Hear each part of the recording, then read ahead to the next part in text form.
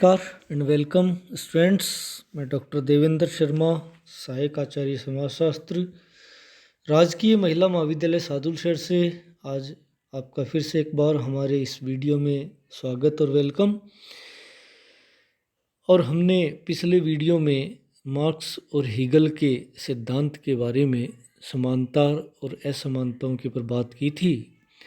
आज इस वीडियो के अंदर हम कार्ल मार्क्स के जो सिद्धांत की कार्ल मार्क्स के द्वारा प्रस्तुत किया गया उसमें क्या क्या आलोचनाएं या क्या क्या कमियां उसमें विद्यमान विचारकों के द्वारा उसका ध्यान आकर्षित किया गया उसके ऊपर बात करेंगे। लेकिन हम उसके ऊपर बात करें इससे पहले आपसे ये निवेदन है कि आप हमारे वीडियो को लाइक और शेयर ज़रूर करते रहें और हमारे चैनल को बेल आइकन दबाकर सब्सक्राइब ज़रूर करते रहें ताकि सभी वीडियो आप तक पहुंच सकें। तो आइए हम पढ़ते हैं आज कार्ल मार्क्स का जो द्वंद्वात्मक भौतिकवाद है उसकी सिद्धांत की क्या क्या आलोचनाएं की गई विभिन्न विचारकों के द्वारा, उसके बारे में आज हम बात करेंगे।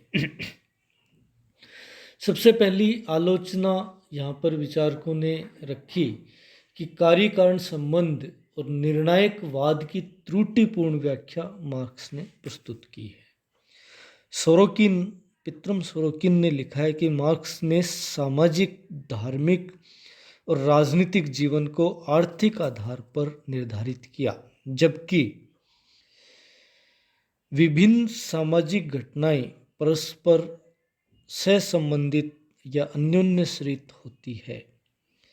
विज्ञान में किसी भी घटना को चर मानकर अन्य घटनाओं के साथ उसका संबंध स्थापित किया जाता है एवं परिणाम की व्याख्या की जाती है, परंतु उसके बाद किसी अन्य घटना को चर मानकर उस घटना विशेष से उसको संबंधित किया जाता है। यानी कारण और परिणाम को क्रमशः कारण और परिणामों के मानते हुए उनके बीच सहसंबंध स्थापित किया जाता है, जबकि मार्क्स ने इस प्रकार की पद्धति को नहीं अपनाया और अपने सिद्धांत में कार्य कारण संबंध और निर्णायकवाद को त्रुटिपूर्ण ढंग से रखा है, जिस वजह से निष्पक्ष अध्ययन है वो नहीं हो पाया और मार्क्स का ये जो सिद्धांत है वो कार्य कारण संबंध और निर्णायकवाद की त्रुटिपूर्ण व्याख्या प्रस्तुत करता है।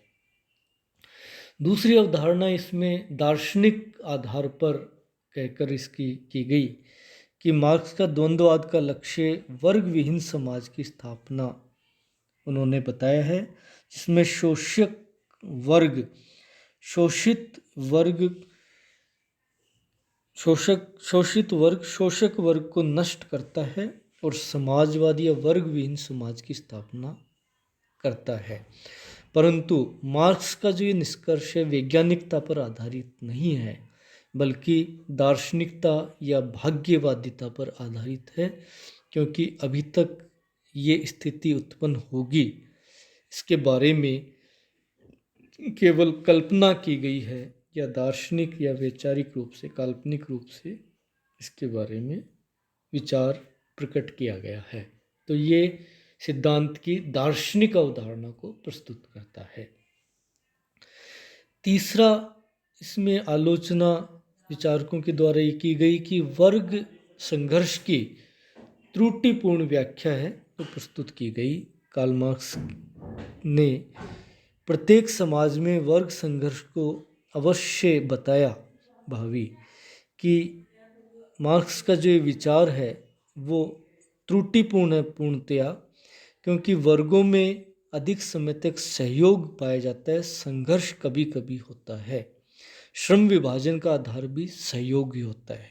इसलिए मार्क्स का ये विचार त्रुटिपूर्ण है कि वर्गों के अंदर केवल संघर्ष पाया जाता है जिससे समाज का विकास होता है, क्योंकि संघर्ष तो विघटन को जन्म देते हैं, विकास को जन्म नहीं देते हैं। मार्क्स का ये विचार भी त्रुटिपूर्ण है कि वर्गों में संघर्ष केवल आर्थिक कारणों से होता है, क्योंकि इतिहास इस बात का साक्षी है कि वर्गों में समाज में विभिन्न जो संघर्ष है समाज में केवल वर्ग के माध्यम से ही नहीं होता, बल्कि समाज में विभिन्न प्रजाति, राष्ट्र, धर्म और राजनीतिक आधार पर भी संघर्ष हुए हैं। केवल वर्गों के आधार पर ही संघर्ष को, समाज के संघर्ष को स्पष्ट है वो नहीं किया जा सकता।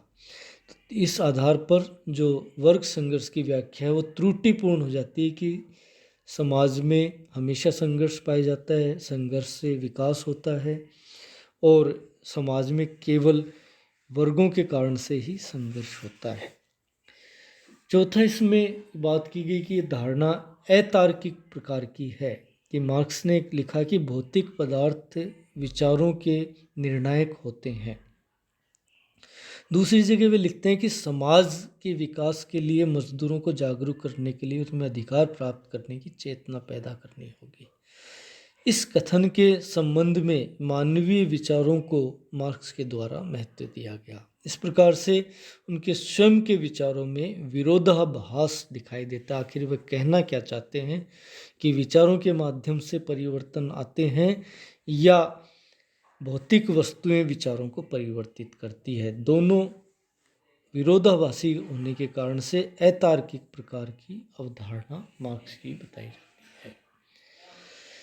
विचारों की उपेक्षा मार्क्स के सिद्धांत में दिखाई देती है। मार्क्स ने अपने सिद्धांत में विचारों की उपेक्षा की है, जबकि समाज के विकास में विचारों को अत्यधिक महत्व दिया जाता है, क्योंकि ये अमूर्त अवश्य होते हैं, परंतु इनका प्रत्यक्ष अवलोकन नहीं होने के बावजूद विभिन्न आविष्कारों में विचार अत्यधिक महत्व रखते हैं, जिसके फलस्वरूप समाज में परिवर्तन और प्रगति आती है। तो विचारों की अवहेलना करना त्रुटिपूर्ण है, विचारों की उपेक्षा नहीं की जा सकती। इसके अतिरिक्त विचारकों ने कहा कि विकास के दोषपूर्ण चरण मार्क्स ने रखे हैं, जिसमें समाज के विकास के 3 चरण वाद, प्रतिवाद और संवाद बताए।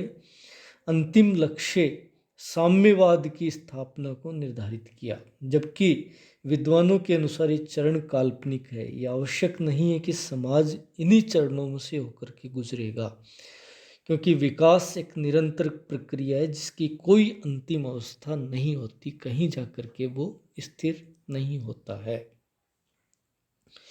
इसके अलावा हम देख सकते हैं कि मार्क्स ने जो उन्नति की जो अवधारणा है उसको दोषपूर्ण तरीके से रखा है। मानव समाज में परिवर्तन सदैव उन्नति की ओर नहीं होता है। इतिहास इस बात का गवाह है, साक्षी है कि समाज का उत्थान और पतन दोनों होते हैं।